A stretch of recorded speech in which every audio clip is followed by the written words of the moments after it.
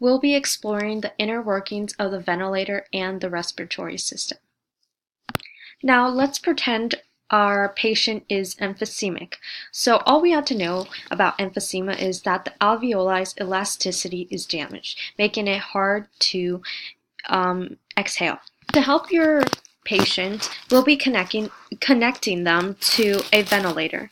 So as you see, the ventilator will be monitoring the pressure, flow, and CO2. So by actively giving oxygen through the endotracheal tube. Here we see the connection between the ventilator and the endotracheal tube. So the oxygen by the ventilator will be going through the inspiratory line. So it'll be going through here, and it'll go through the endotracheal tube. And then the carbon dioxide will be exhaled through here back into the ventilator. But why does your patient even need this, and how is it used? So to answer your question, let's look through the respiratory pathway. So oxygen could either go in through your mouth or nose. So let's start from like the nose. So it would go through the nasal cavity, down the nasopharynx, oropharynx, and then the laryngopharynx, and then trachea, and then through all the bronchial types, so primary, secondary, respiratory. So then you finally get to the alveoli, and the alveoli is highly concentrated in O2, and in comparison to the blood vessel, where the blood vessel has a low concentration of O2 on the red blood cell. Yes.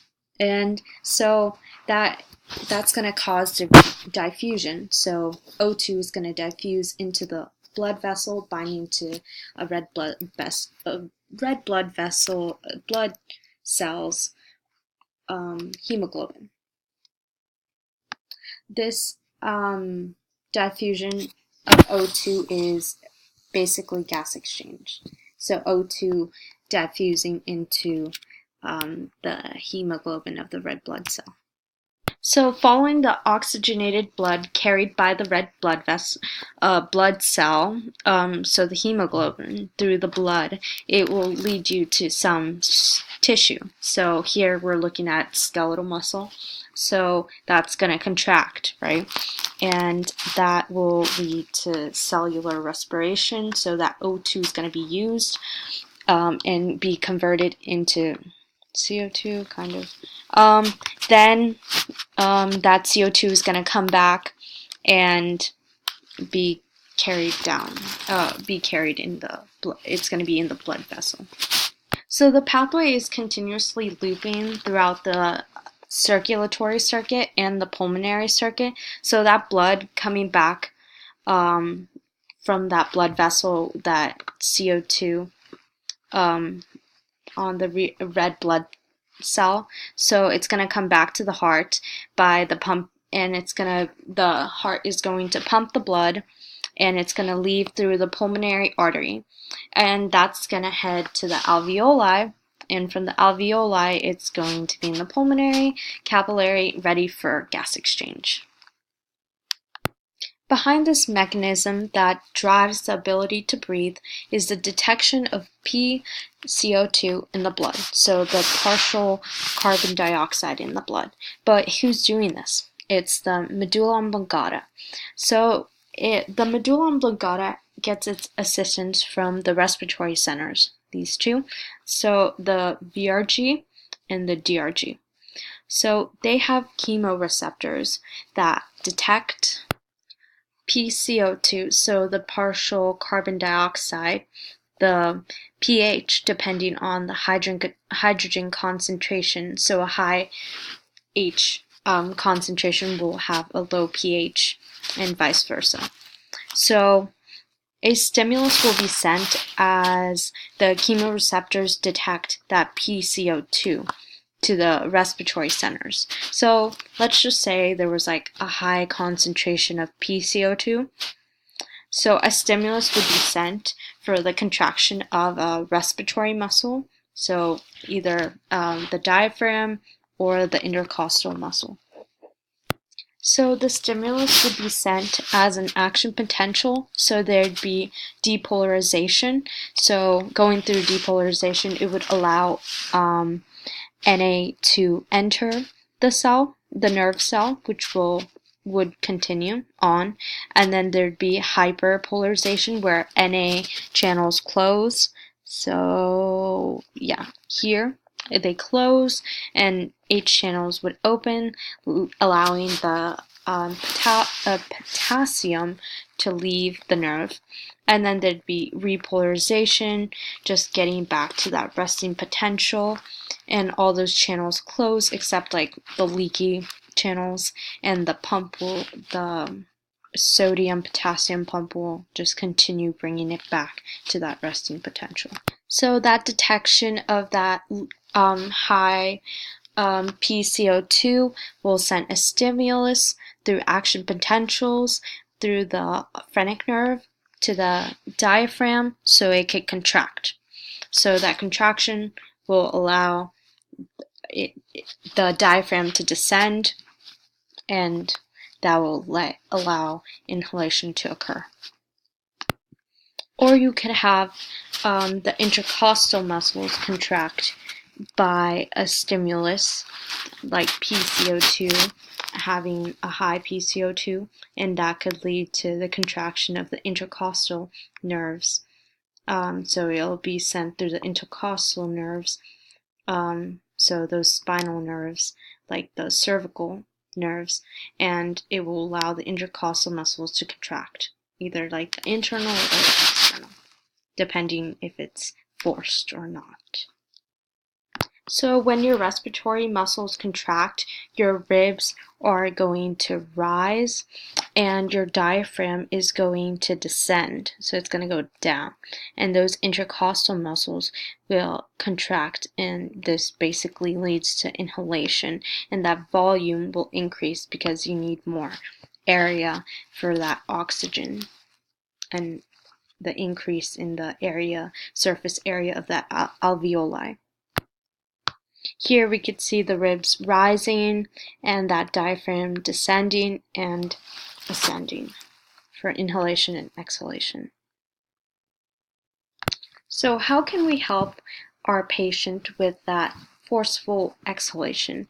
So the ventilator can mimic that of the VRG and the DRG with those sensors to detect the CO2 levels. So by adjusting those O2 levels appropriately.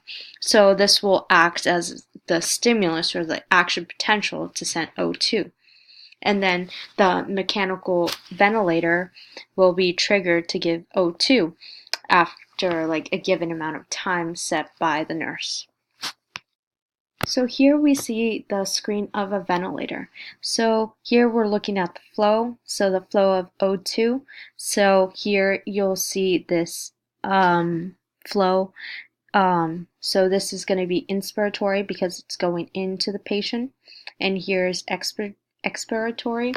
So they're giving a certain amount in a certain time frame. So they're giving O2 and then less O2. So inhalation and exhalation.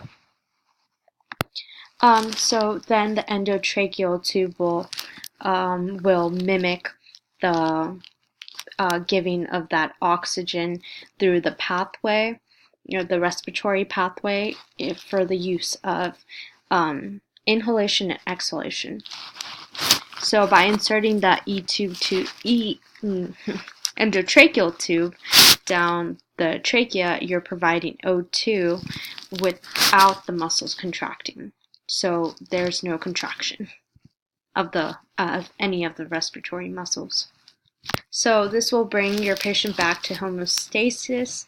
So depending on age, your normal respiration varies, but for adults and teens, it's 12 to 20 will be the range for the respiratory rate.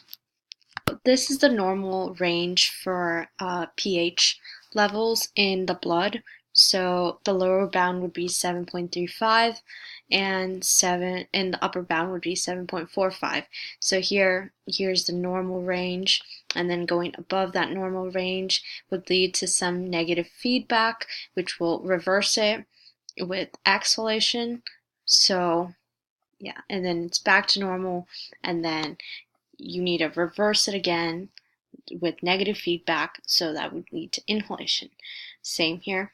And then if you're constantly exhaling, that's bad. So you're not inhaling, so that's positive feedback because you're continuing that stimulus, that either like the contraction of like the muscle, of a respiratory muscle. So it could be this way, down this way. So you're constantly inhaling, or here this way, you're constantly exhaling.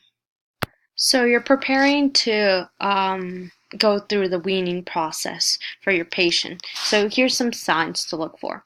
So your patient can start to initiate some breaths. That's a good sign. Or your the arterial pH would be around the range of 7.35 and 7.45. Or you could see some spontaneous breaths being taken. So like inhalation and exhalation, or in this case for pressure, inhalation and exhalation. And then the volume as well. You could look at the volume. If it looks similar to these graphs, that's a good sign. So you, the patient, has been successfully removed from the endotracheal tube and the ventilator. So you should know some of the after effects. So some of them are trouble coughing or pneumonia, but that's in serious cases. So other than that, I think you'll be fine. Yeah. I wish you the best of luck. Good luck.